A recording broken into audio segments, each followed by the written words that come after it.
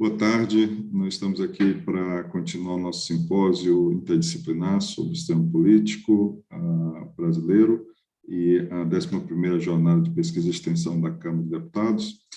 Meu nome é Luciano Irineu de Castro, vou moderar essa sessão, a nossa sessão de quarta-feira, 7 de julho, às 14 horas. Bom, a gente vai começar com Adriano Codato falando sobre o poder dos cabeças do Congresso, estudo sobre a missão política e as chances eleitorais dos premiados do DIAP. Adriano, por favor.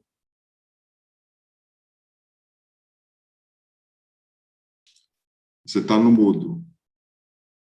Estou tentando tirar. Tirei. Boa tarde a todos e todas. Em primeiro lugar, queria agradecer pelo aceite do nosso trabalho. O trabalho é um trabalho coletivo desenvolvido aqui no Observatório de Elites Políticas e Sociais do Brasil, da Universidade Federal do Paraná, e o Newton Sainz vai apresentar o trabalho. Newton, você quer que eu passe os slides ou você passa você mesmo?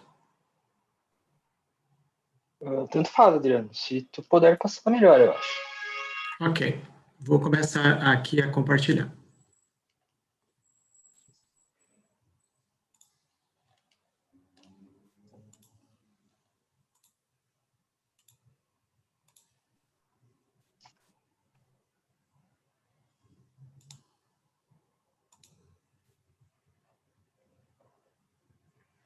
Pronto. Legal. Boa tarde a todas e todos. Então, me chamo Newton. Vou apresentar o trabalho em colaboração com Adriano Codato, com a Gabriela Gabriel e o Victor Miranda, com o título Poder dos Cabeças do Congresso, estudo sobre a missão política e as chances eleitorais dos premiados do DIAP. Então, nossa estrutura da apresentação está dividida em 6 tópicos. Então, parte de contexto, problema de pesquisa, as hipóteses, o método aplicado, os resultados das discussões e as considerações finais. Deixa eu passar. Então, para começar explicando, né, onde que a gente está inserido e nossa discussão, se dá por meio de uma das questões da carreira da ciência política brasileira e dos estudos de carreira, né, que são essas incertezas eleitorais que existem que o sistema político brasileiro demonstra. Então, a gente trabalha com um conceito de ambição política, da ambição parlamentar, né? Então, toda uma questão relacionada também à conexão eleitoral, desenvolvida pelo Mayhel, em relações a benefícios à base eleitoral, e fazem parte da dinâmica do legislativo, né? Daqueles que desenvolvem carreiras no legislativo. Então, a gente pega para analisar aqui a partir de uma questão reputacional, que se dá por meio das distinções de premiações do DIAP, né, com aquela premiação Os Cabeças do Congresso. Pode passar, Adriano. Então, a nossa análise está inserida a partir dessa literatura, que analisa reeleição no Brasil, né, e que já identificou em publicações anteriores, aí desde o início dos anos 2000, o comportamento regular dos nossos parlamentares é pela reeleição.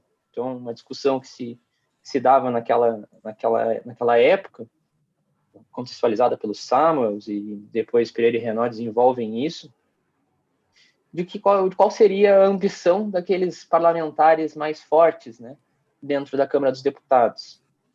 E uma discussão que foi se transformando, que foi se observando de uma maneira diferente, naquela época, a partir desses autores, e foi mudando no decorrer, né, que passou a se entender o carreirismo, né, no Brasil como uma coisa complexa, né, como algo complexo, permeado por idas e vindas, né, e carreiras não lineares.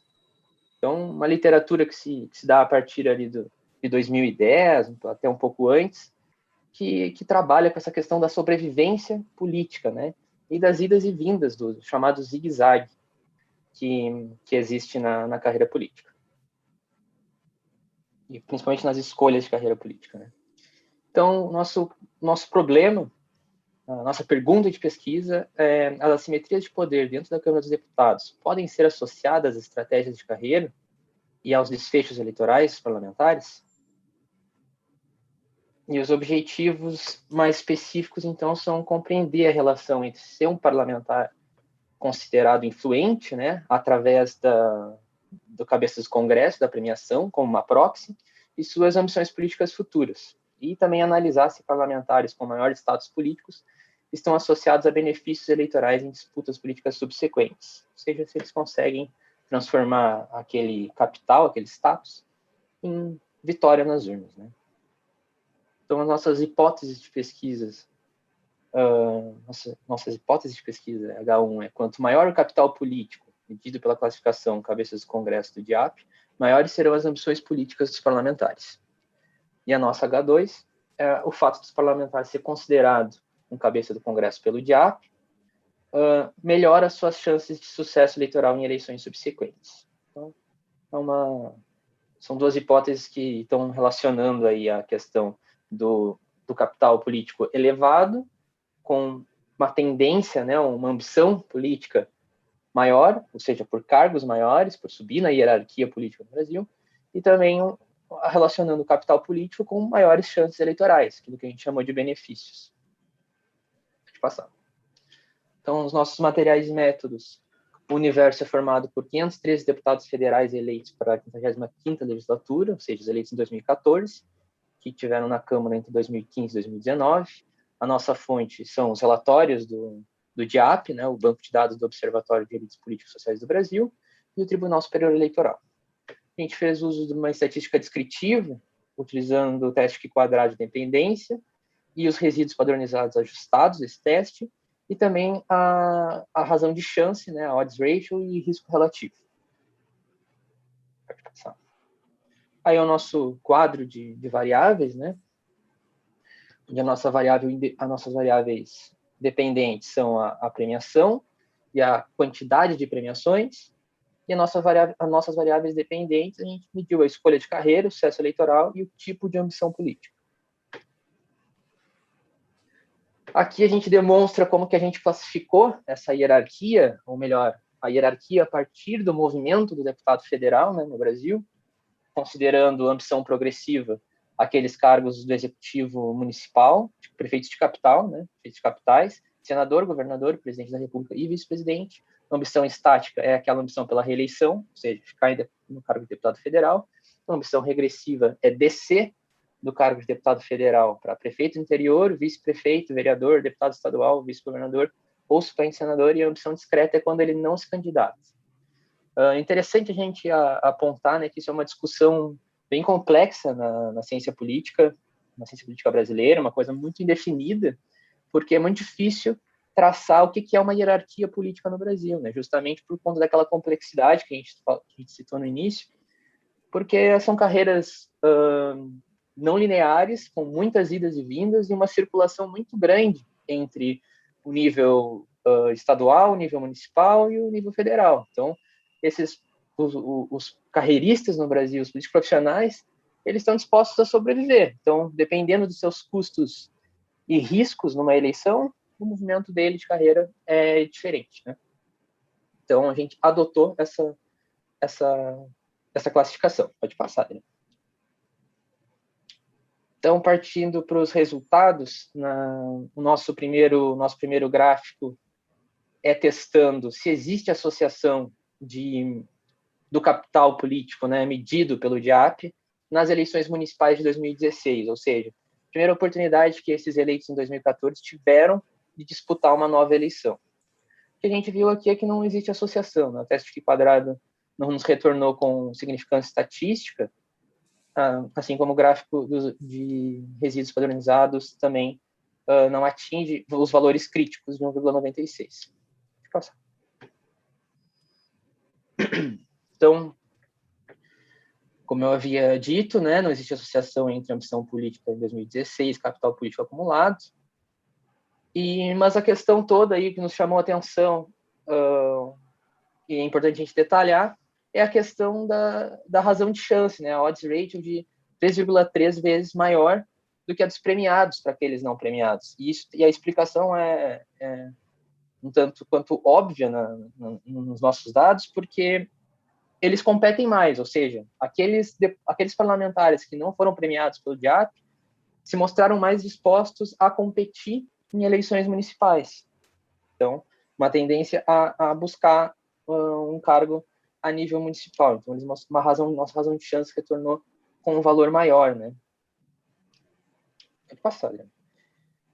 E aqui, sim, é o nosso teste para as eleições de 2018, quando eles estão, digamos assim, são obrigados a disputar a renovação do mandato, né, a competir pela reeleição, tem a oportunidade e está ao fim do mandato, então o sistema político obriga, digamos assim, eles a fazer exigir uma escolha de carreira desses parlamentares, né?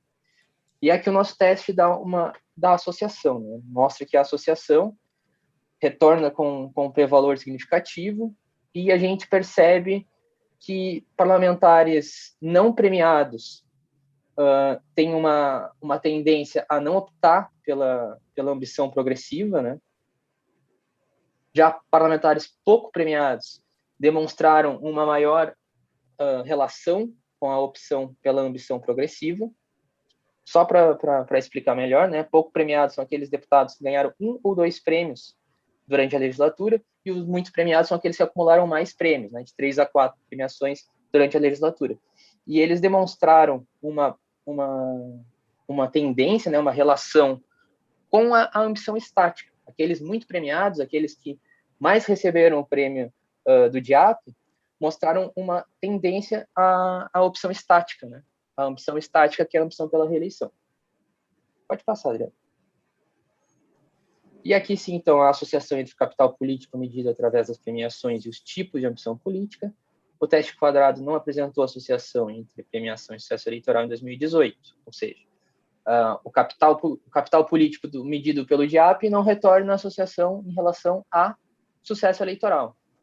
Mas é interessante a gente citar aqui que existe uma queda significativa, menor que 1, na odds ratio, daqueles não premiados em relação ao sucesso em 2018. Né?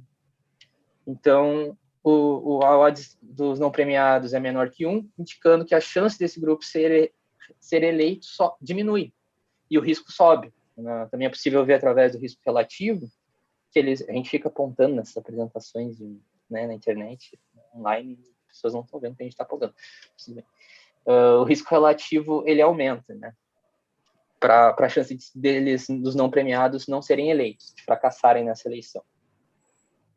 Então, pode passar para a próxima, que é a nossa análise em relação à eleição de 2020, onde ela também retorna com significância estatística no teste quadrado. Então, o p-valor deu ali 0,031, e o que a gente observa aqui é uma relação daqueles não premiados pela ambição discreta, que é a ambição de não competir, né? Eles preferem não competir nessa eleição. Mas, na verdade, a gente percebeu também uma relação desses não premiados com ambição regressiva, demonstrando, então, a tendência por descer para municípios do interior e também para cargos de vereador. Né? Então, mostrando uma vulnerabilidade maior eleitoral desses não premiados na eleição de 2020. Já os pouco premiados e muito premiados, vale a gente destacar o resultado em relação à ambição regressiva dos muito premiados, que são aqueles que acumularam mais prêmios do DIAP, que é uma associação negativa, né, de que eles não demonstram essa relação com essa escolha de carreira. Pode passar, Adriano. Então, o resultado do gráfico 3 aqui é a associação entre capital político e ambição política, e não a associação entre premiação do DIAP e sucesso eleitoral. Né? Entretanto, a chance, né, a razão de chance, a odds ratio dos não premiados serem eleitos é 1,5 vezes maior do que a dos premiados. Novamente, a explicação para isso é que eles competem mais, eles são mais dispostos a competir nas eleições municipais.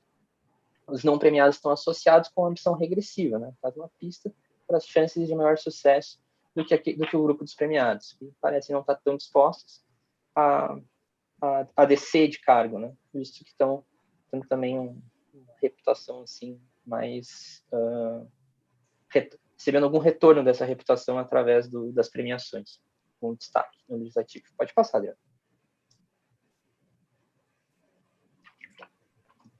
Então, as nossas considerações finais. Observamos que o efeito de ser influente na Câmara de Deputados não está associado com os tipos de ambição política nas eleições municipais de 2016. Então, nesse caso, mesmo sem significância estatística, observamos que os não premiados optam em maior número por descer na hierarquia política, o que explica as razões de chances maiores deles serem eleitos. Já nas eleições municipais de 2016, e aqui separando as análises entre eleições municipais e eleições gerais, né? Nas eleições municipais de 2020, a gente observou a associação positiva entre o grupo de parlamentares não premiados pelo DIAP e ambição regressiva, e a associação negativa entre a ambição em ser prefeito ou vereador e o grupo de deputados muito premiados, né? Demonstrando algum impacto desse capital político nas ambições futuras. Já em 2018, existe associação entre os cabeças do Congresso e suas ambições políticas. Então, parlamentares considerados influentes, mas com apenas uma ou duas distinções, né, os pouco premiados, tendem mais do que os outros a buscar cargos mais altos, porque a gente não consegue encontrar uma explicação para esse paradoxo, porque realmente não é tão fácil de explicar essa tendência dos pouco premiados a buscar cargos maiores, comparando, claro, com aqueles muito premiados, ou seja, que em tese, né, teoria, estariam mais cacifados a usar esse capital, esse status, em busca de um cargo maior, por exemplo, tentar uma competição para governador. Os muito influentes ou muito premiados optam por reeleição, então parecem demonstrar uma maior institucionalização dentro do legislativo, a premiação retorna também uma busca maior por permanecer lá, né? Ambos os grupos não possuem associação com missão discreta, ou seja, não demonstram relação com sair do jogo. Já os parlamentares não premiados não estão, em sua maioria, no grupo de políticos com ambição progressiva, estão no cargos mais altos. Então, aqueles que não recebem os prêmios, não recebem distinções dentro do legislativo, não apresentam essa relação com a ambição progressiva, né? Então, para finalizar e retornar às nossas hipóteses, né, sobre os efeitos desse tipo de capital político desfecho das urnas, não foram observadas associações. Entretanto, a razão de... Em 1 minuto? Não sei se... 15 minutos? 1 minuto. Tá terminando. Entretanto, a razão de chance para parlamentares não influentes 2016 e 2020 se mostra positiva. Poderia ser explicado pelo número de parlamentares que lançam candidaturas e pelas escolhas por ambição regressiva. Já nas eleições de 2018, o cálculo de risco relativo indicou um risco maior de fracasso eleitoral para parlamentares não premiados, sinalizando baixa probabilidade de sucesso dessas candidaturas. Então, a nossa H1, né, que expunha a existência de associação positiva entre ser um dos cabeças do Congresso Nacional e a ambição progressiva, foi parcialmente confirmada. Identificamos associação entre as escolhas de carreiras futuras dos parlamentares influentes nas eleições de 2018 e 2020. Porém, rejeita esse H2, né, visto que não existem associações entre alto capital político, aquele medido pelas premiações do DIAP, e as chances de sucesso eleitoral nas disputas subsequentes. Então, nossas referências, nossos nomes. Muito obrigado. Ok, obrigado. O próximo artigo foi escrito por Isabela Mitoso, Michele Massutin e Paulo André Oliveira, as ações digitais das câmaras municipais na pandemia de Covid-19, um estudo de caso de Belém, Curitiba, Goiânia, Salvador e São Paulo. Por favor. Boa tarde a todas e todos. Vou compartilhar aqui minha tela. A apresentação para vocês. Bom, como o professor Luciano já falou, esse é um artigo que eu escrevi em parceria com a professora Michele Massutin e a Paula Andressa Oliveira, que está aqui para apresentar hoje comigo esse trabalho.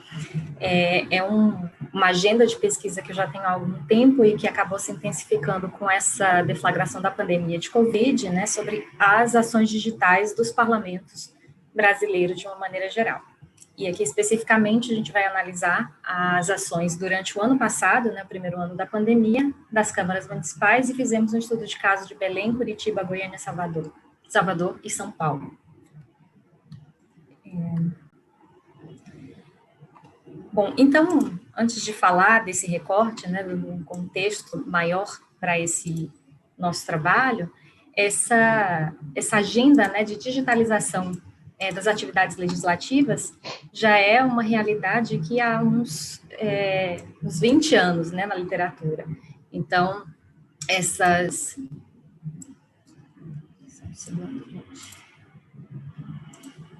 Parei de me ver aqui, só um minuto. Então, há mais de 2 décadas isso já acontece, especialmente quando a gente olha para as agendas, né, as atividades de engajamento público com a pauta legislativa, que se iniciaram ali no final dos anos 90, com a rubrica de modernização dos parlamentos. Então, mais adiante, na segunda década do século, né, dos anos 2000, a gente já tem uma renovação desse apelo que se torna um processo de abertura dos parlamentos, seguindo aquela agenda de abertura de open government, né, do governo aberto. Então, acaba abrindo-se uma agenda muito importante e as pesquisas começam a dar mais atenção a esse processo de abertura dos parlamentos, digamos assim. Então, o desenvolvimento dessas ações digitais por legislativos acaba abordando desde o desenvolvimento de ferramentas como websites, ferramentas mais primárias, digamos assim, nesse processo de digitalização, até o uso de redes sociais digitais para divulgar ações e, eventualmente, interagir com os representados, né? Então, essas inovações aparecem ali a partir do momento que eu já mencionei, para a abertura dessas instituições, e em 2012 acontece a aprovação de uma declaração de abertura dos parlamentos, feita por uma ONG chamada Opening Parliament, em um evento que foi feito tanto com representantes das universidades, né, professores acadêmicos que estudavam esse tema, tanto quanto representantes de parlamentos que estavam presentes para a aprovação desse documento, que trazia diretrizes para a abertura desses parlamentos a partir da utilização do digital, a fim de reverter uma imagem de inacessibilidade, digamos assim, dessas instituições. Então, as mudanças que essa nova dinâmica acarreta podem ajudar a reduzir a distância entre mandantes e mandatários, em alguma medida, a partir de uma melhor compreensão que os cidadãos podem ter mesmo acerca do funcionamento dos parlamentos, né? Uma das estratégias que buscam aperfeiçoar o relacionamento entre o legislativo e a sociedade, como defendem a Cristina Leston Bandeira e a Cristiane Bernardes. São 2 referências dessa área. Quando nós pensamos no âmbito local, a comunicação e a divulgação das ações digitais nos legislativos, elas são ainda mais importantes, pois, enquanto os vereadores são vistos como resultado das escolhas dos eleitores em meio, né, às regras do sistema eleitoral, essas câmaras municipais enfrentam um grande descrédito e elas são lembradas muitas vezes como lugares de negociações clientelistas, familiares, uma manutenção de redutos políticos ali em âmbito local. Mas a gente ainda vê pouca capilaridade, digamos assim, dessas ações digitais nos legislativos quando a gente desce para esse nível. E por isso que a gente fala um pouco, né, dessa digitalização como uma questão de democracia, mas também de desigualdade, uma vez que quando nós olhamos para o nosso Congresso Nacional, ele é referência na digitalização de ações, sobretudo ações para uma abertura participativa, tendo portais de participação, como, por exemplo, o portal E-Democracia, o portal E-Cidadania, o portal E-Democracia da Câmara dos Deputados, o portal E-Cidadania do Senado Federal. E quando a gente pensa nessa pandemia, foram os primeiros parlamentos nacionais no mundo a adotar um sistema de deliberação remota robusto, né, baseado em programas robustos, né, que partiam, por exemplo, de confirmação biométrica da votação desses parlamentares. Então, mesmo quando a gente desce para esse nível, né, municipal e vê essas desigualdades e vê que a realidade é completamente diferente, então aí fica mais para uma ficção do que para uma realidade, a gente vê que a comunicação digital desses legislativos municipais, ela existe, né, há muitas ferramentas disponíveis, mas nem sempre elas são usadas pelas equipes de comunicação como uma forma de distribuir informação sobre a gestão, indicando, né, que há um subaproveitamento dessas ferramentas. A gente também tem que contar nessa realidade das câmaras municipais que muitas câmaras têm um funcionário, têm um servidor para tratar de tudo isso. Então, algo de fato que escancara uma realidade que não é a mesma nas câmaras municipais, nem quando elas são de capitais ou de grandes capitais, não é igual às assembleias estaduais do Brasil e muito menos em relação ao Congresso Nacional. Outra coisa também, né, além desse baixo orçamento, dessa falta de servidores, às vezes também há uma questão de não se acreditar ou de não se confiar em mecanismos digitais como ferramentas, digamos, importantes nesse processo de aproximação com a esfera civil, né? Há ainda um medo de deslegitimação da atividade de representação política, então tem uma série de problemas que são envolvidos aí. E esse contexto da pandemia, né, mostrou para a gente que muita coisa, a gente foi além dessas desigualdades e muitas câmaras passaram a se utilizar de diversos mecanismos que estavam aí silenciados, apagados, que não eram utilizados ou eram subaproveitados, porque de fato precisaram, né, nesse momento em que as câmaras precisaram trabalhar de forma remota, algumas delas trabalharam de forma totalmente remota, eles se utilizaram dessas ferramentas, até de redes sociais digitais proprietárias, o que mostra para a gente que o orçamento não é o fator mais importante nessa conta também da digitalização das ações dos parlamentos. Então, desse modo, né, o nosso objetivo aqui do trabalho era identificar as características desse trabalho remoto relacionado à pandemia de Covid-19, que foi desenvolvido no ano de 2020 pelas câmaras municipais dessas 5 capitais mencionadas, né, Belém, Curitiba, Goiânia, Salvador e São Paulo. E nós fizemos uma análise de conteúdo quantitativa e depois uma observação mais qualitativa, mais exploratória acerca da utilização de outras ferramentas. Então, nós olhamos como variáveis, 3 variáveis binárias e uma com 3 categorias. Então, nós observamos se houve utilização de um plenário virtual, se houve a votação remota, se houve a aprovação de dispositivos legais que regulassem a adoção desses sistemas de deliberação remota, e depois analisamos o nível de sofisticação dessas ferramentas adotadas para desenvolver as sessões remotas. E o que a gente considerou como baixo nessa categoria, nessa última variável, foram aquelas casas que se utilizaram de mecanismos analógicos, ou seja, não conectados, não digitais. Um nível médio de sofisticação seriam aquelas casas que apresentaram ferramentas digitais básicas, como, por exemplo, uma videoconferência de um software proprietário, e votação nominal ou por meio de gestos a partir dessas videoconferências, e um alto refinamento, né, dessas ferramentas seriam aquelas casas que adotaram, ou por desenvolvimento próprio, ou por contratação desse serviço, né, de um sistema mais robusto, cuja validação de frequência de voto fosse realizada mediante senhas e ou por checagem biométrica. E de forma qualitativa, nós observamos a disposição de informações sobre a COVID e o trabalho remoto nos websites e também no Facebook dessas casas legislativas, né? Os dados acerca desses websites nós fomos coletar, né, eu, a Michelle e a Paula, e os dados que a gente tem do Facebook a partir de um estudo já feito pelo professor Sérgio Braga e o Fernando Wisse, que foi publicado agora em 2021 na revista Eleges, que é do CEFOR. E agora eu passo para a Paula, falar da nossa análise. Bom, então, boa tarde, pessoal. Sou a Paula. É um prazer estar aqui com vocês hoje. Então, eu vou dar prosseguimento à fala da Isabelle, apresentando a análise dos nossos dados. Bom, nessa primeira tabela, a gente traz as constatações, então, referentes à utilização de sessões de deliberações remotas por esses 5 parlamentos que nós observamos. Bom, o primeiro exemplo que nós podemos constatar é referente, então, à Câmara de Belém. Ela adotou a realização de sessões virtuais, portanto, desse plenário digital, e para isso utilizou o aplicativo Zoom, nós observamos isso, por meio do qual também eram realizadas as votações e a aferição da frequência dos vereadores, tudo isso verbalmente. Então, por esse motivo, apesar da Câmara de Belém ser totalmente digital, houve uma sofisticação média dessas ferramentas, uma vez que não houve uso de senhas ou conferência biométrica do voto desses parlamentares. Já referente ao nosso segundo exemplo, que é a Câmara de Curitiba, ela investiu mais nessas ações digitais.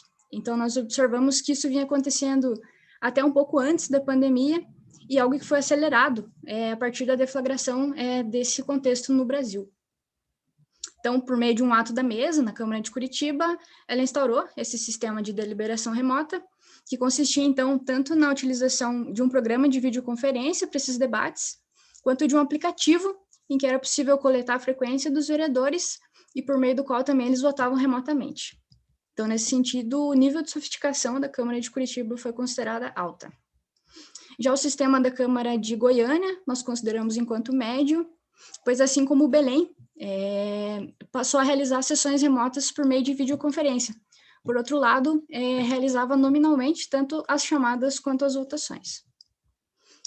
Salvador utilizou um sistema remoto híbrido, uma vez que parte dos vereadores estavam no plenário físico e outra parte por videoconferência. E nesse caso nós consideramos médio.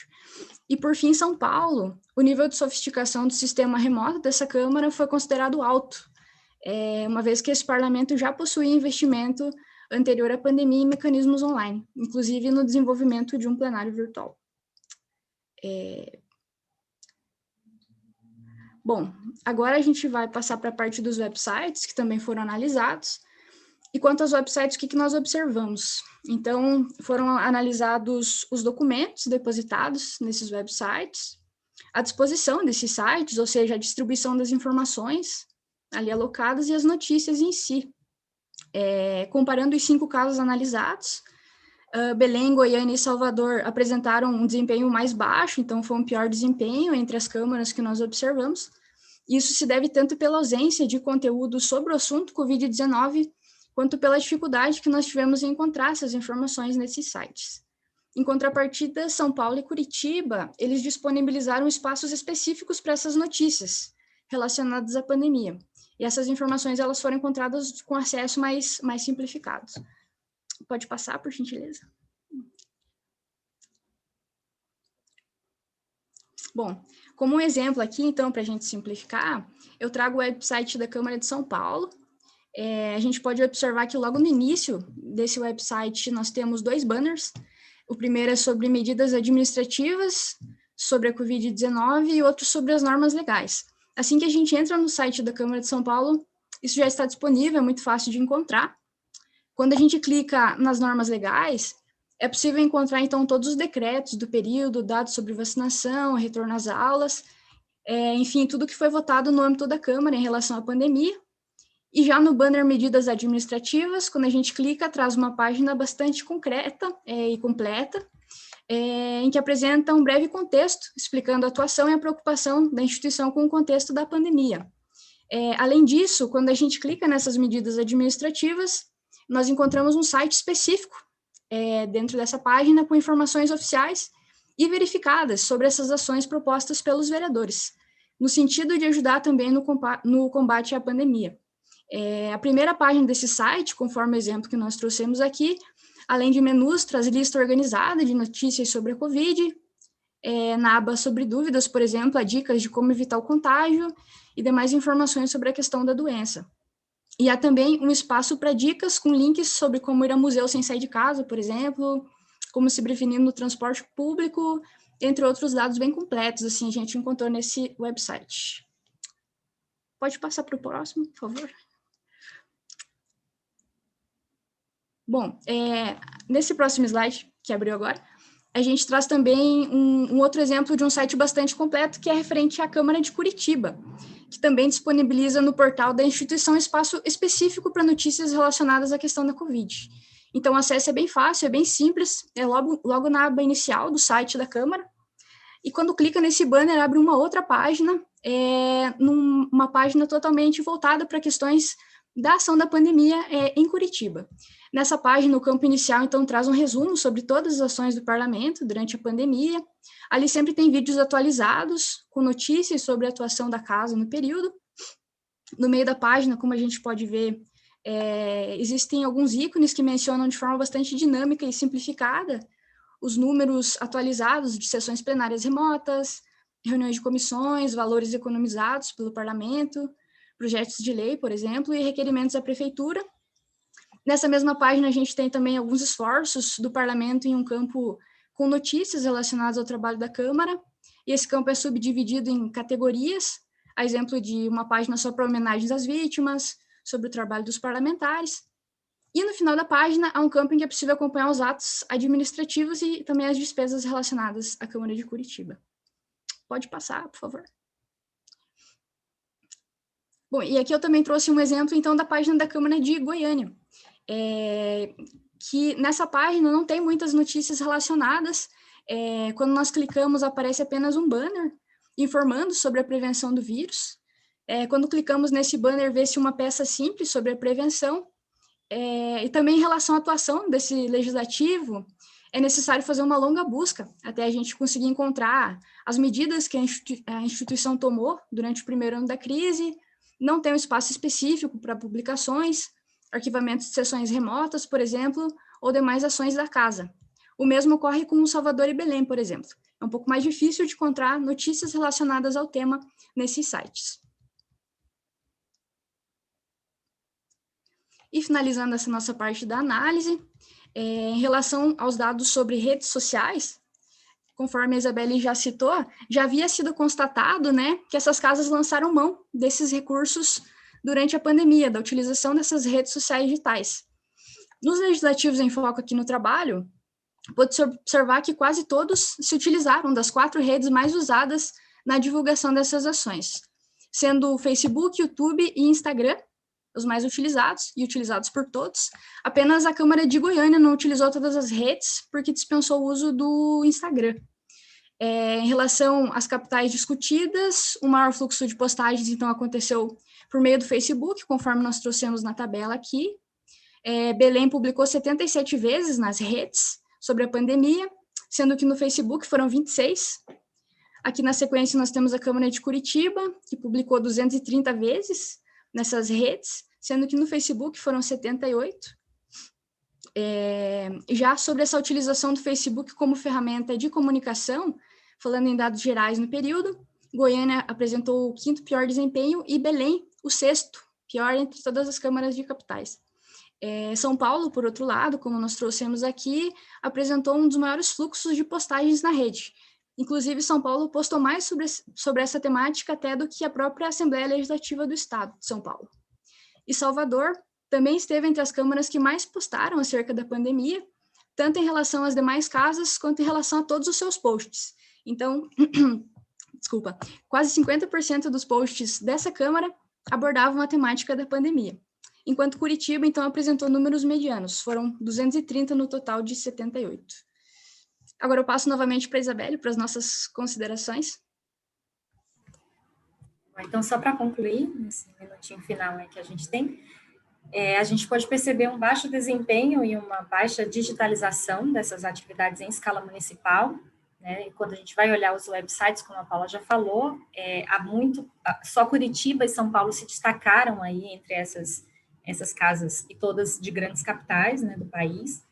Então, apenas elas se destacaram na disposição de informações, na disposição da legislação que foi aprovada em relação, né, nesse período e direcionada a essa pandemia de Covid-19. Inclusive, essas são casas que aprovaram dispositivos legais para regular a atividade das deliberações remotas, né? Salvador, a gente teve que, inclusive, né, no caso de Salvador, conversar com servidores para encontrar mais informações, para de fato saber se houve se houve sessão remota, se essas sessões remotas foram reguladas, e foi bem mais difícil encontrar, não tinha nada no site, né? Isso mostra até para a gente, nessa pesquisa, que até os próprios mecanismos de busca dos websites dessas casas são problemáticos, é difícil encontrar, né? Um tema de que só se falou, né? Majoritariamente se falou desse tema no ano passado, e a gente procurava coronavírus, Covid-19, e não encontrava as informações. Então, isso mostra que ainda, né, mesmo que a gente seja referência no âmbito nacional, nessa digitalização dos trabalhos, né, ainda nas câmaras municipais, essa realidade é completamente diferente. Então, obrigada pela atenção de vocês. Obrigado, Isabelle e Paula. Vamos passar, então, para o nosso terceiro artigo. Vai ser apresentado pela Karina Bugarin, foi escrito também pela Cláudia Cerqueira. Bom, a Cláudia também está aqui, talvez apresentem juntas. O título é Preservar a atividade econômica ou limitar o espraiamento do Covid-19, tomada de decisão estratégica nas eleições municipais brasileiras em 2020. por favor. Boa tarde a todos, obrigada a presença de todos aqui nessa tarde. Vou iniciar a apresentação.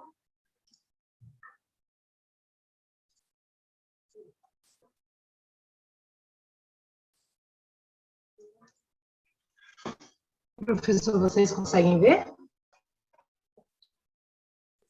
Sim, Karina, mas você podia colocar isso. Ótimo. Então, esse é um trabalho conjunto realizado por mim e pela Cláudia Cerqueira, que também está aqui nos ouvindo, que busca basicamente olhar o que ocorre na tomada de decisão estratégica nas prefeituras municipais relacionadas a limitar a propagação do vírus, do Covid-19, versus preservar a atividade econômica.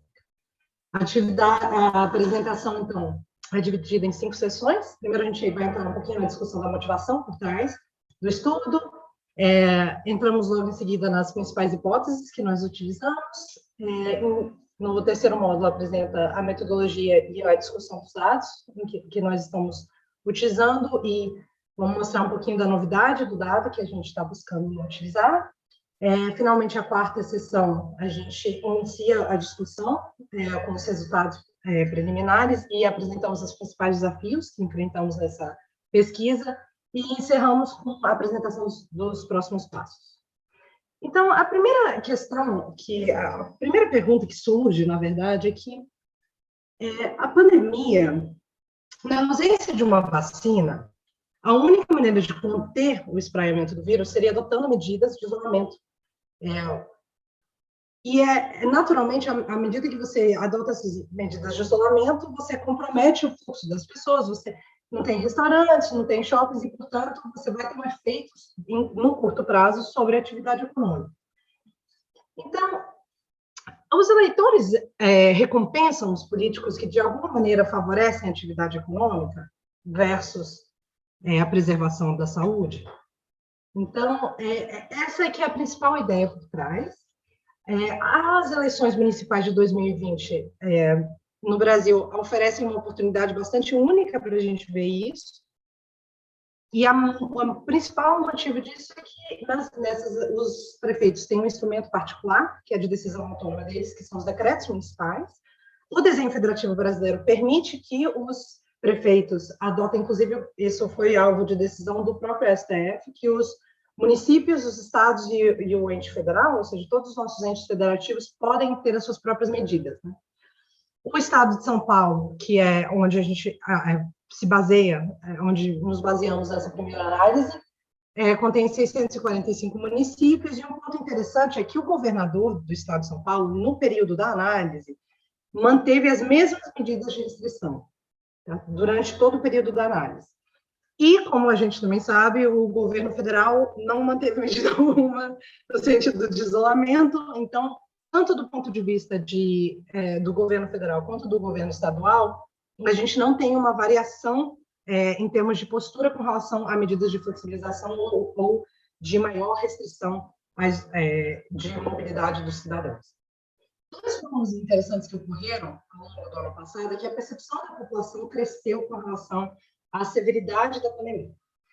O estudo tem um estudo bem interessante da Datafolha que fala sobre a percepção da pandemia, da severidade da pandemia, e a gente consegue ver que essa percepção com relação a quão severa a pandemia foi aumentando ao longo do tempo.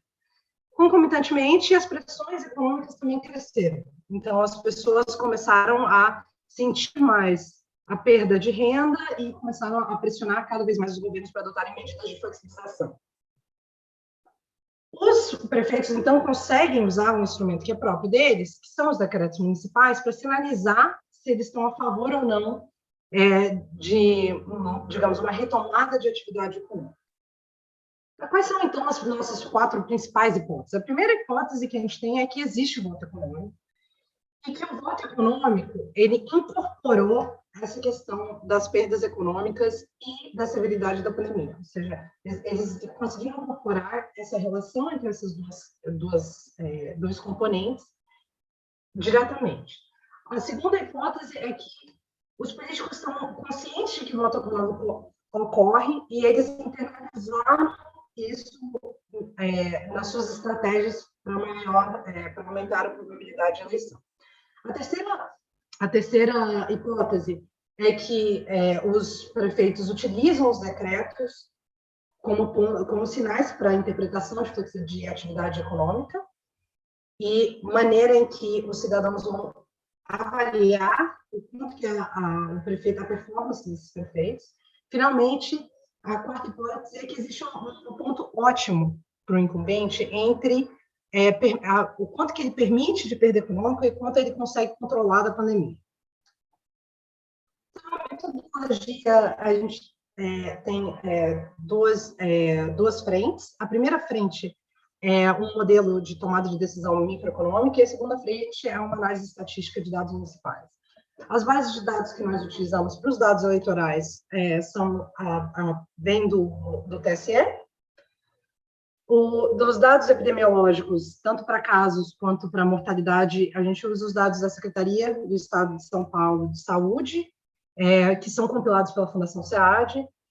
E para performance econômica, a gente utiliza recolhimento de ICMS em nível municipal, que é da Secretaria de Fazenda, e, finalmente, para os decretos municipais, a gente utiliza os decretos disponíveis na base das leis municipais. Um ponto importante é que esse último componente é onde está a novidade em termos de dados, porque, apesar da base das leis municipais ser muito interessante, não necessariamente a meta que está ali contida contém conteúdo do decreto. Ou se contém algum grau de conteúdo, não necessariamente explica como que eles estão fazendo. Dispõe sobre medidas de flexibilização, mas está flexibilizando ou está restringindo em cima das medidas? Então, aqui que está a nossa novidade, que a gente entrou em detalhe, a gente foi decreto a decreto para entender o que os prefeitos estavam fazendo. Então, tentando entender, voltando para aquela discussão do trade-off que existe entre perdas econômicas e o controle da pandemia, a gente supõe que existe uma relação quadrática inversa em que as perdas econômicas, existe um ponto ótimo em que você tem alta perda econômica, mas você tem um controle grande do espraiamento do vírus. Por outro lado, existe um outro ponto de baixa perda econômica, mas com alto grau de contaminação, ou seja, grande espraiamento do vírus. Dois desafios que a gente encontrou aqui. O primeiro é que perda econômica é uma variável bem difícil de mensurar, principalmente com uma frequência semanal, que é o que a gente precisaria para juntar com os dados que nós temos nesse período eleitoral. E outro desafio que a gente encontra também é que as preferências individuais relacionadas à necessidade de flexibilização também podem ir mudando ao longo do tempo. Ou seja, é razoável supor que o indivíduo aceita não trabalhar por um mês, mas a partir daquele mês ele já fala, olha, eu não consigo mais ficar em casa, eu preciso gerar renda. Então, as preferências vão mudando ao longo do tempo. A discussão de principais desafios, então, a gente entrou e analisou todos os decretos emitidos entre o período de registro de candidatura e o primeiro turno, e depois entre o primeiro turno e o segundo turno. Foram 239 decretos nesse primeiro intervalo, entre o registro de candidatura e o primeiro turno. Esses 239 decretos correspondiam a 50 municípios. E 53 decretos entre o primeiro turno e o segundo turno, e esses 53 decretos foram emitidos por 33 municípios. Um ponto interessante é que os decretos são instrumentos foram adotados principalmente por cidades de grande e médio porte. Tá? Então, 86%, e aqui dá um pouquinho maior, era 87%, desculpa, pela ausência do número, dos municípios que adotaram os decretos eram municípios de grande e médio porte. Outro ponto interessante é que os prefeitos parecem ter adotado, de fato, medidas que flexibilizavam questões de isolamento social. Então, entre o momento de registro de candidatura e o primeiro turno, 78% dos 239 decretos emitidos foram emitidos 78% dos 50 municípios utilizaram decretos que flexibilizaram explicitamente medidas de isolamento. Esse número vai para 46% entre o primeiro e o segundo turno. Um outro ponto interessante é que a flexibilização ela ocorreu num espectro bem variado relacionado a instituições e grupos de interesse. E aqui a gente destaca dois pontos bastante interessantes. O primeiro, que explicitamente tem a ver com perdas econômicas, que muitos pais não conseguem trabalhar se o filho estiver em casa, porque não tem com quem deixar o filho. Então, a lógica por trás de flexibilização de escolas também poderia servir como uma sinalização em prol da atividade econômica. Em relação a isso, 10 municípios permitiram aulas presenciais, um total de 20%, permitiram aulas presenciais nesse primeiro turno, né, entre o registro de candidatura e o primeiro turno. E o segundo deles, que é um ponto bem interessante, é que 7 municípios permitiram atividades religiosas. Isso apesar da recomendação do governo do estado de suspender essas atividades. Foi claramente uma estratégia adotada pelos prefeitos em direção contrária àquela sinalizada ou indicada pelo governador do estado. Também, um outro resultado bastante interessante, que relaciona com a literatura de ciclos orçamentários, é que créditos extraordinários foram amplamente utilizados entre o registro de candidatura e o primeiro turno. E o mais interessante disso é que os municípios que adotaram essa estratégia de créditos extraordinários fizeram isso de maneira recorrente nesse pequeno intervalo de tempo. Um grande desafio que a gente enfrentou aqui é essa parte da análise qualitativa dos decretos, do conteúdo dos decretos, porque isso não está sistematizado em lugar nenhum. E isso apresenta um desafio ainda maior para a expansão desse resultado para todos os municípios brasileiros. Então, quais são os nossos próximos passos? Tentar incluir, pelo menos na decisão, no modelo de tomada de decisão macroeconômica, a possibilidade da mudança das preferências dos eleitores. E como que isso se traduz na cara do voto econômico. Depois, como eu acabo de mencionar, expandir essa análise para os demais estados, e isso envolve também incluir qual que era a estratégia do governo do estado, porque não necessariamente o que a gente verificou para São Paulo se mantém entre todos os estados da federação. E aí estender essa análise estatística para verificar a probabilidade de reeleição, dado a flexibilização dessas medidas de isolamento. Então, agradeço pela atenção de todo mundo, fica aberto a comentários e sugestões.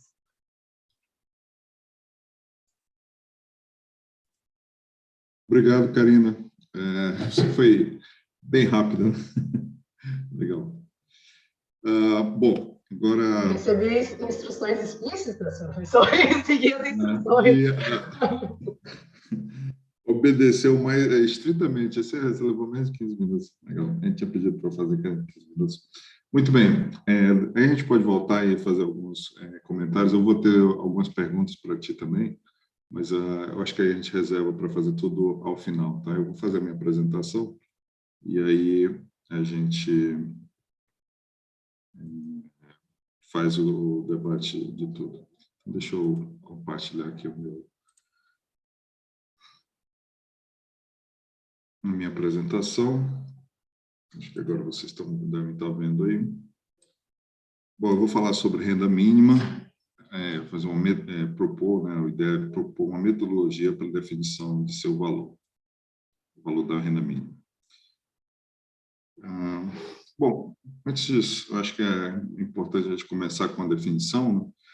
Um programa de renda mínima consiste na transferência periódica de valores monetários a todos os indivíduos de uma determinada unidade política, sem nenhuma condicionalidade ou requisito de trabalho. Então, algumas coisas a destacar, né? No princípio, é para todos, não é simplesmente para indivíduos de baixo poder aquisitivo ou carentes economicamente. ou pobres, né? Mas para todos, a ideia, obviamente, é que os mais pobres vão ser os mais beneficiados, e você vai ter que tirar esses recursos de impostos, então, no final das contas, os ricos vão pagar uma transferência, então, dos mais ricos para os mais pobres, mas ela não tem nenhuma condicionalidade. Essa definição é a definição do BIEN, né? Basic Income Network, que é uma organização internacional que tenta promover exatamente essa ideia da renda mínima. Essa ideia, na verdade, ela teve vários autores propondo variantes, né? É interessante como ela aparece em várias formas distintas.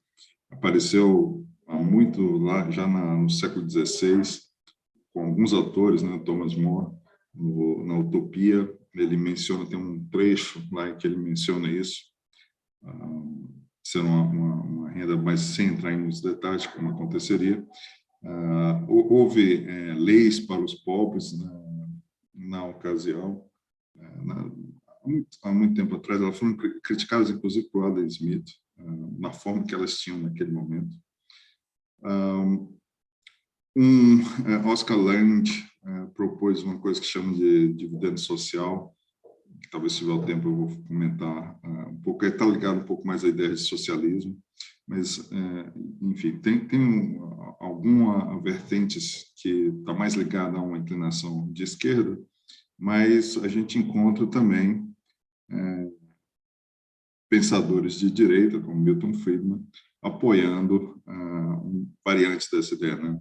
O Milton Friedman chamava de imposto de renda negativo.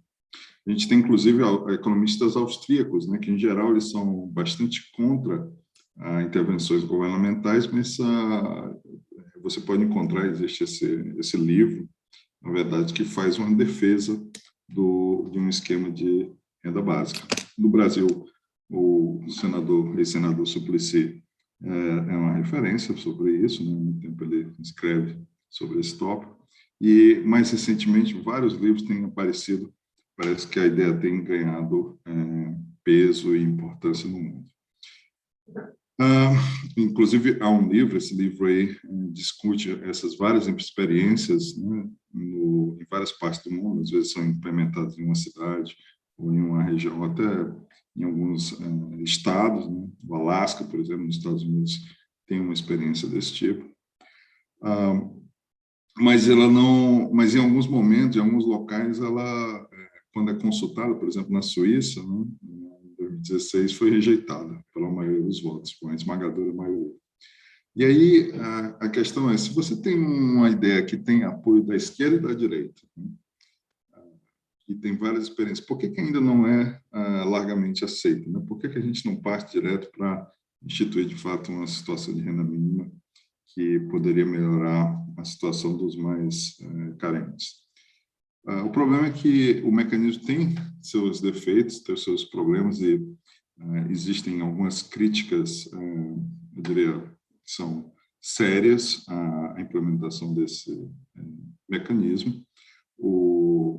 Uma das críticas que surge, né, o Daron Acemoglu, é o autor daquele famoso livro Why Nations Fail, é um economista bastante conhecido e influente hoje em dia. Ele escreveu um artigo criticando a ideia, dizendo que a gente não deveria adotá-la, embora ele abra o flanco. Ele vai contra a ideia de renda mínima, mas abre o flanco para uma ideia de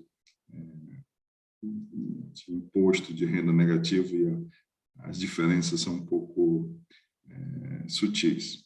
Eu não vou entrar nesse detalhe, mas as grandes questões, e aí só para fazer uma passagem rápida, a questão maior é exatamente o que isso impacta em termos de equilíbrio fiscal em cada unidade política, né? Principalmente país. Né? A gente pode, eu vou falar aqui, a minha discussão vai ser, obviamente, focada no Brasil, mas você pode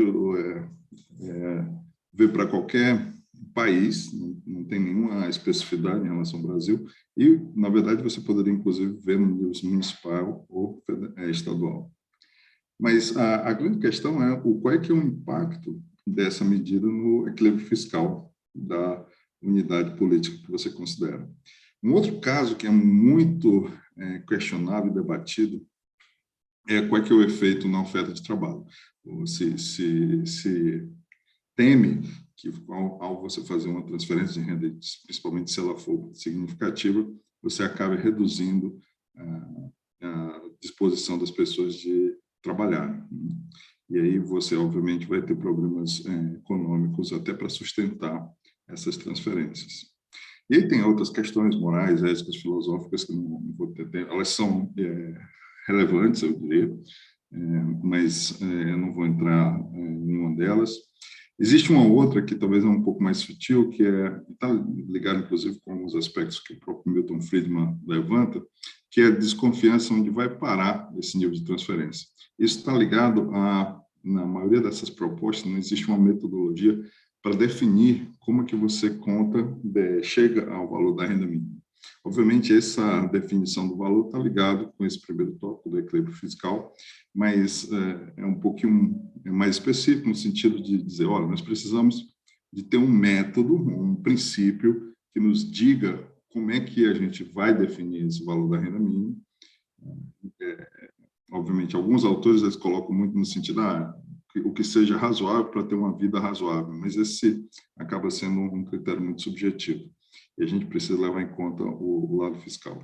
Então, o que esse artigo se propõe a fazer é enfrentar um pouco esse problema, né, que é levando em conta as dificuldades para a aceitação do programa, tentar resolver um pouco deles. É claro que existem duas alternativas ou posições que se pode adotar diante de dificuldades. Uma dessas alternativas é interpretar que você simplesmente tem que convencer mais gente, ou você pode reconhecer os problemas e tentar engajar-se na solução. Quando você resolve os problemas, aí, obviamente, a aceitação fica mais fácil.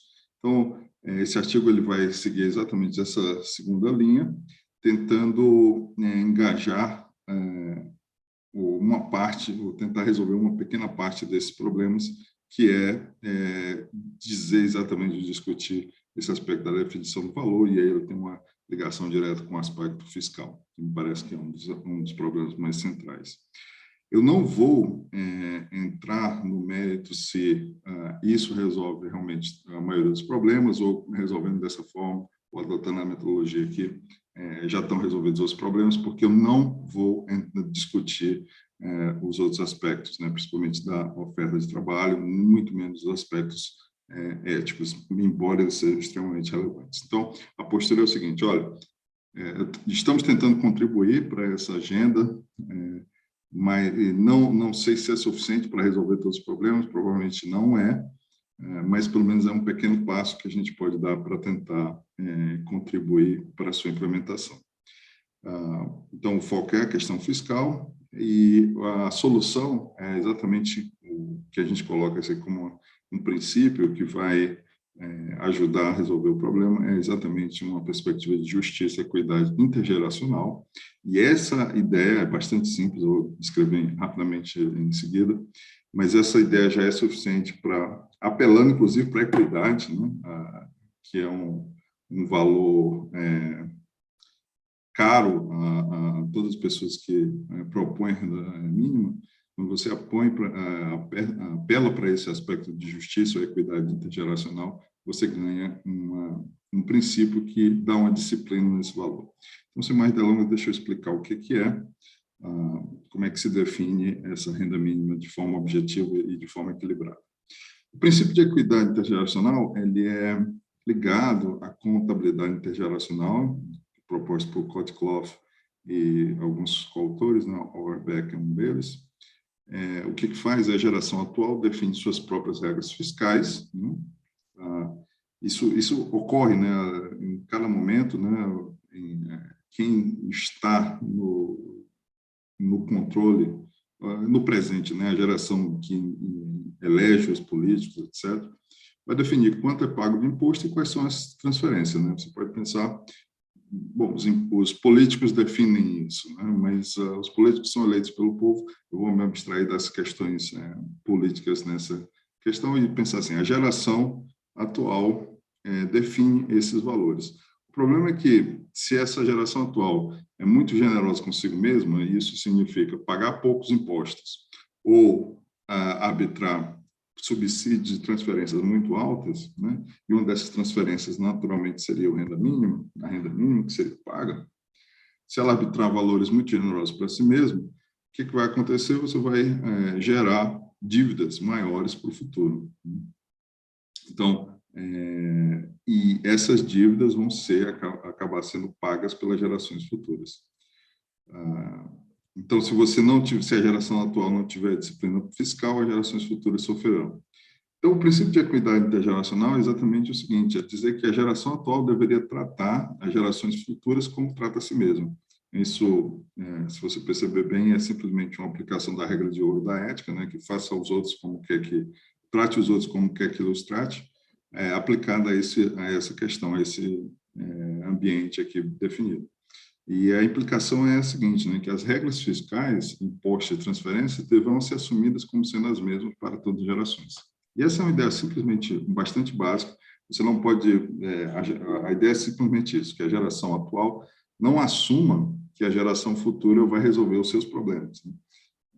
A regra que ela impõe para si mesma, ela vai ter que assumir para as gerações posteriores. E aí, com uma ideia assim, básica, super simples, de simples equidade entre as gerações, a gente chega à definição, né? Realmente não tem mais nenhuma ideia além dessa. Como? Eu vou mostrar agora como é que você chega em função disso. Então, tem um pouquinho de matemática, mas é bastante simples. T vai ser uma notação para períodos. Eu vou usar um pouco matemática, porque ela acaba sendo bem fácil de explicar, né, a ideia. Em cada período, o governo tem um gasto total, G de T, e uma receita total, R de T. É claro que R, a receita menos os gastos, é o resultado primário do governo, né? Obviamente não está passando o serviço da dívida. Você vai ter superávit primário se as receitas são maiores que os gastos, e déficit primário se os gastos são maiores que as receitas. Você tem, em cada momento do tempo também, uma dívida, o total da dívida pública, eu vou chamar isso como DT, e uma taxa de juros, eu não estou considerando inflação, então isso aqui é a taxa de juros real, que é cobrado dessa dívida. Então, o que você tem? A dívida é corrigida pela taxa de juros, então a dívida anterior é corrigida pela taxa de juros, você tem esse valor aqui, 1 mais RT vezes DT, isso aqui é a dívida corrigida, e aqui você tem o resultado. Então, o que se o governo gastar mais do que arrecadar, essa diferença, né, que é excesso de gastos, vai aumentar a dívida para o período seguinte, tá certo? Se as receitas forem maiores que os gastos, então você vai reduzir esse valor aqui, 1 mais R vezes DT. Mas é basicamente a dinâmica bem simples da dívida. E você tem aqui outro ponto que é importante ter, é a taxa de desconto, né? Você trazer a vários presentes valores que estão no futuro. Então, se você começa no tempo T0 e vai até o tempo T, esse aqui é a taxa de desconto, né, para trazer o valor presente desses juros reais.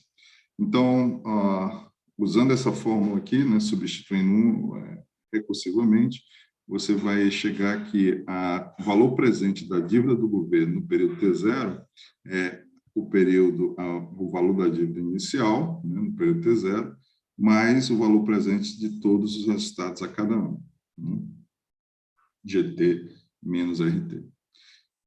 Dito de outra forma, você vai ter, na verdade, que o patrimônio líquido da sociedade é dado por isso. Bom, aí você pode dizer assim, bom, usei toda essas notações para escrever uma coisa muito simples. O que nós temos como patrimônio, você pode definir como patrimônio líquido da sociedade em cada momento, a dívida, né, mais a receita menos despesas trazidas ao valor presente. Então, se você levar em conta quanto é que é o total de população em cada período do tempo, e aí trazer isso também ao valor presente, você pode definir o seguinte: o patrimônio líquido da sociedade dividido pelo valor total da população total em valor presente. É como se você descontasse a população também em valor presente. E aí você divide por todas as pessoas da sociedade. E você vai chegar a um número. É um número dividido, é o patrimônio total da unidade política, né, do país, né, dividido pela população total em valores presentes. Se você faz isso, você tem um valor que é quase como que o pedaço do patrimônio líquido daquele país que pertence a cada um dos seus cidadãos e que você pode pagar anualmente, nesse período T é o ano. E esse é o valor que a gente está propondo como renda mínima. O coisa interessante disso aqui é que esses valores, eles são estáveis no tempo, você mostra, é um lema, não é muito difícil de fazer, um pouco mais de meia página de conta para mostrar isso, que esse valor, se você conhece os valores R de receita, gastos, juros e a população, você consegue, por essa fórmula aqui, um valor constante no tempo, quer dizer, todos os indivíduos dessa sociedade vão estar recebendo a cada ano exatamente o mesmo valor, mas só que, obviamente, eles não são conhecidos, né? Porque há muita incerteza em relação a todos eles. Se você conhece, o valor é esse, e está bem definido, e ponto final. Para você chegar a uma implementação prática, você precisa projetar esses valores, porque a definição desse valor é em função de projeções. Mas ela embute essa justiça de fazer com que todos os cidadãos vão receber, hoje e amanhã, vão receber exatamente o seu pedaço do todo.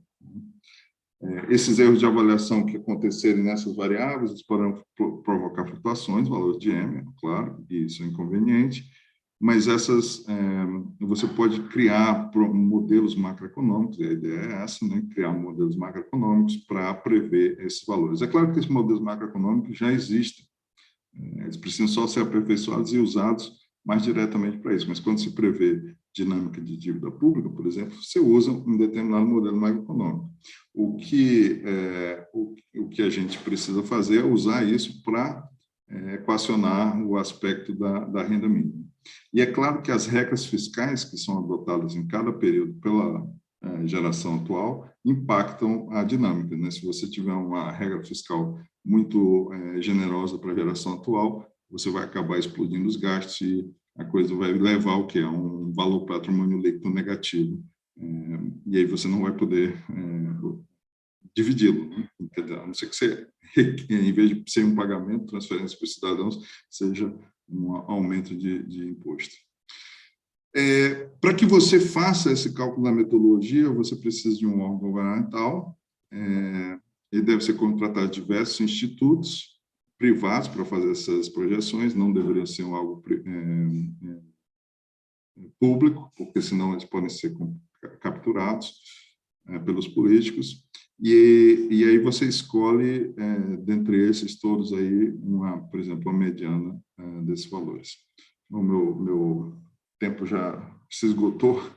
Eu queria só colocar um comentário rápido sobre a relação com a contabilidade intergeracional.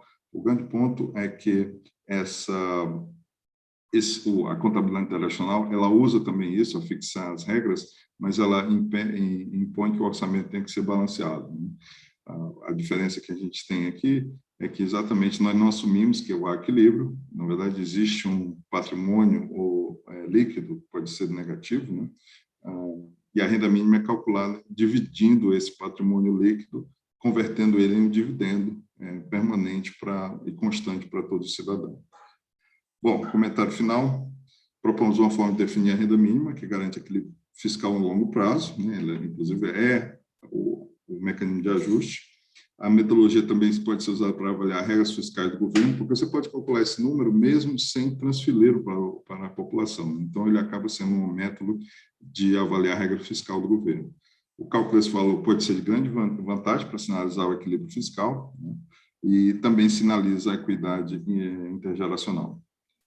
É possível que tenhamos um longo caminho para chegar a pagar um valor alto, né, como renda mínima, positivo, que a gente precisa fazer um ajuste fiscal antes de fazer isso, mas é importante perceber que, se você não fizer isso, você, na verdade, está agindo contra a justiça intergeracional. Você está fazendo com que os nossos netos, bisnetos, filhos, netos, bisnetos, paguem, na verdade, o que a gente está fazendo hoje.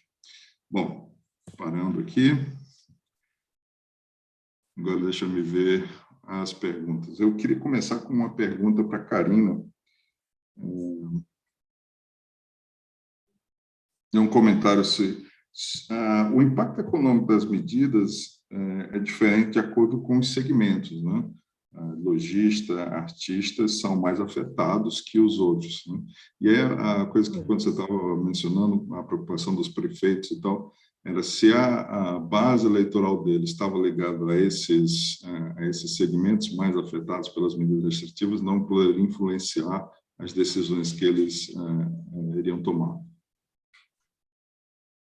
Esse comentário é um comentário bem interessante, professor. O primeiro ponto é que, no mundo ideal, a gente ajustaria o modelo para que ele pudesse realmente, ele focalizaria a sinalização dele especificamente naquele segmento que seria do público-alvo dele.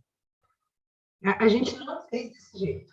Então, a gente olhou para o agregado como um todo, a flexibilização como um todo, independentemente do setor predominante.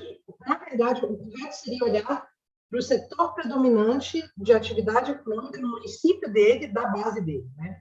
Esse seria o mais correto ainda. Mas a gente não fez desse jeito. Quando a gente olha para a questão de pedras econômicos, a gente está assumindo o agregado. Então, a população como um todo sente, inclusive a base do próprio prefeito. Então, quando ele flexibiliza as medidas de isolamento, por exemplo, as medidas de isolamento tem algum grau de tratamento diferenciado para os artistas, comércio, em algum grau, serviços, né, em algum grau. Mas as medidas de flexibilização, como um todo, elas são adotadas para vários setores de uma só vez. Tá. Eu não sei se eu respondi a pergunta claramente ou não. Obrigado, Karina. Eu acho que na medida do que você tem, né? É claro que mais dados são difíceis melhor. de conseguir. Mas são sempre difíceis melhor. de conseguir também. Eu não trabalho muito com dados diretamente, mas esse artigo que a gente apresentou na segunda-feira mostrou claramente quando você mexe com conseguir dados que não estão facilmente disponíveis, não é bem trabalhoso e consome bastante tempo. A gente não consegue mensurar exatamente isso setor a setor, né? Em nível de município. A gente até considerou olhar por KNAE, a arrecadação por KNAE, mas isso não tem aberto, porque tem um problema de identificação de contribuinte junto à Secretaria da Fazenda. Então, KNAE é muito desagregada, não tem disponível. Então, a gente fica muito difícil de mensurar. Mas o correto seria isso, sim. Obrigado, Karina. Tem um comentário aqui sobre o Alasca, que paga desde 82 a seus habitantes rendimentos do royalties de petróleo. Na verdade, isso é um comentário curioso, que a ideia que eu apresentei tem uma ligação direta com a ideia do Oscar Lange, que ele chamou de social dividend, o dividendo social. Porque, no fundo, acaba sendo isso, né, o dividendo social. A ideia deles tem uma ligação socialista, estava ligado a você... Bom, tem diferenças bastante profundas. Essa ideia, eu diria que não é exatamente da dividendo socialista, porque a ideia do dividendo social é a ideia do Estado reter todos os bens, né, recursos naturais e terras, e em função do retorno, quer dizer, o Estado é dono desses recursos, né? É basicamente dono do capital, e o retorno do capital ele paga aos cidadãos como dividendo. E aí não precisaria taxar trabalho nem nada. E aí se considera em cima assim, de dividendo social.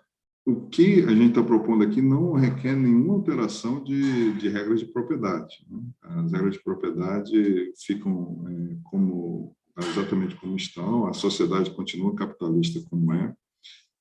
É uma regra simplesmente, de certa forma, uma regra de repartição fiscal, né?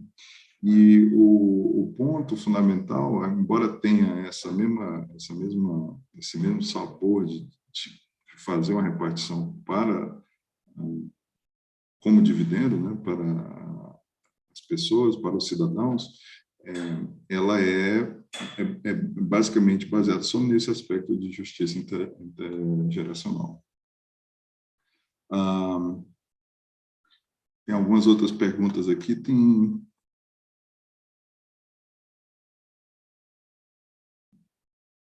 Na verdade, tem muitos comentários, tem alguns comentários sobre o primeiro trabalho, né, sobre a estrutura mínima de um município. Ele varia bastante, né? Tem municípios com bastante estrutura e outros não. Eu não sei se os autores gostariam de comentar alguma coisa sobre isso. Não é exatamente uma pergunta, mas um comentário. Tem um outro comentário. Sobre o Eu nosso acho trabalho? que sobre o segundo trabalho, sobre os municípios, né? Da Isabelle e da Paula. Tá. Sim, há uma diversidade, né, de estrutura que deve ser considerada. Assim. A gente já pegou umas capitais que, teoricamente, poderiam ser mais privilegiadas, porque, em questão de orçamento, as câmaras municipais de capitais têm um orçamento muito maior do que uma câmara municipal de um interior. Né? A Paula tem um trabalho aí sobre todas as câmaras municipais do Paraná, então há uma disparidade muito grande, mas mesmo assim a gente ainda vê que é um abismo, né, entre... Por exemplo, tem 3 categorias que o Thiago Peixoto, que é um pesquisador do Banco Mundial, estabelece como importantes nesse processo de digitalização, que são a capacidade de resposta rápida, né, a capacidade administrativa e a capacidade digital dessas casas legislativas. Né? Então, legislativos já são instituições complicadas porque elas têm uma hierarquia diferente de um executivo, em que alguém vai tomar uma decisão, né, alguém vai responder, tem uma cara. Né? No legislativo, a gente não tem um corpo que vai deliberar sobre essas coisas. Então, há muitas coisas que precisam de ajuda e de que a mesa diretora encampe a ideia para que ela vá para frente. Então, às vezes, é muito mais do que ter orçamento, né? Ideia simples, tem câmaras municipais do interior de Santa Catarina, do interior do Piauí, que conseguiram manter os trabalhos online, né, os trabalhos remotos, de forma muito competente durante a pandemia, mesmo não fazendo sessões presenciais. E ainda assim, divulgando o seu trabalho, né, aprovaram dispositivos legais para que essas sessões fossem reguladas, para que depois não haja um questionamento acerca disso, das decisões que foram tomadas ali, porque são outros procedimentos que não estão nos regimentos das casas, né? Não eram previstos, né? Então, acho que há uma diversidade muito grande, mas a gente percebe com essas análises que, quando a gente encontra esses casos, assim, bem específicos, a gente percebe que não é exatamente uma coisa ligada ao orçamento, né? Ações muito mais simples podem ser tomadas, porque é mais a ideia de fazer com que esse legislativo se aproxime dos cidadãos e abra os seus procedimentos aos cidadãos, e não necessariamente que ele tenha condições de ter um sistema de deliberação remota como o Senado Federal, né, que pagou uma empresa, que tem um sistema robusto, que tem checagem por meio de senha e por meio de biometria dos parlamentares durante a votação. Ótimo, obrigado. Eu queria abrir, então, para todos os... a gente tem um pouquinho de tempo, não muito, mas se vocês gostariam de acrescentar alguma coisa, ou fazer algum comentário adicional, Adriano, Isabelle, Paula, gostariam de fazer algum comentário além do que já foi falado? O tempo era curto, então, às vezes ficou de fora alguma coisa importante que não deu tempo de falar, se quiserem acrescentar agora. Não, só se o Newton quiser, só reforçar que a nossa pesquisa, apesar de ter um teste de hipótese, ela é basicamente exploratória, os dados não são difíceis de conseguir, mas são difíceis de compatibilizar, os dados de perfil e carreira de parlamentares com os dados do DIAP de prestígio dentro da casa, e, enfim, é só uma exploração de dados e um pequeno teste de hipótese. Paula, Isabelle, alguma coisa mais? Tá bom. Deixa eu aproveitar para perguntar uma coisa ao Adriano e ao Newton. dos resultados deles, seria, então, razoável a seguinte inferência?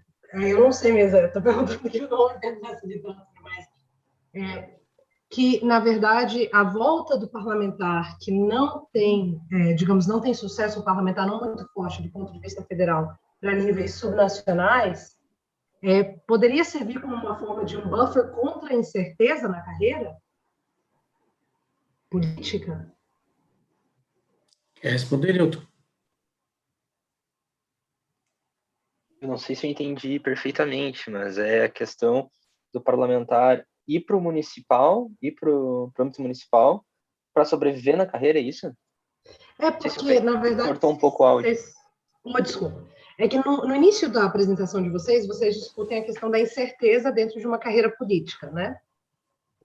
E aí, pelos resultados de vocês, parece ser o caso em que, se você tem razão para acreditar que a sua carreira política em nível federal não vai ser muito boa, você não está com muito sucesso, então você tem uma probabilidade maior de insucesso no federal, você volta para as carreiras subnacionais. Se isso é verdade, como as carreiras subnacionais podem funcionar como um buffer contra a volatilidade em alto cargo, né? Então, na verdade, é um buffer contra a incerteza das carreiras mais de alto nível. É isso? Poderia ser interpretado assim? É isso, sim. Não sei se é exatamente isso, mas essa é uma conclusão possível de ser tirada.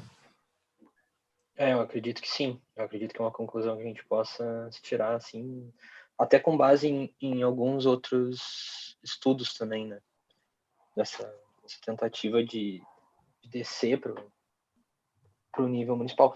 Mas uma coisa que é importante a gente ressaltar também, acho que eu acabei deixando passar, é que a gente tem estudos sobre reeleição fortes, né? Estudos, publicações importantes sobre reeleição a nível de Câmara dos Deputados, mas poucas pesquisas, ou praticamente nenhuma, consideram essas variáveis reputacionais. Então, uma das lacunas que a gente tem na literatura sobre ambição política, sobre reeleição e status mesmo do político profissional, é essa questão reputacional. Então, o DIAP ainda, por mais que seja reconhecido, né, e tenha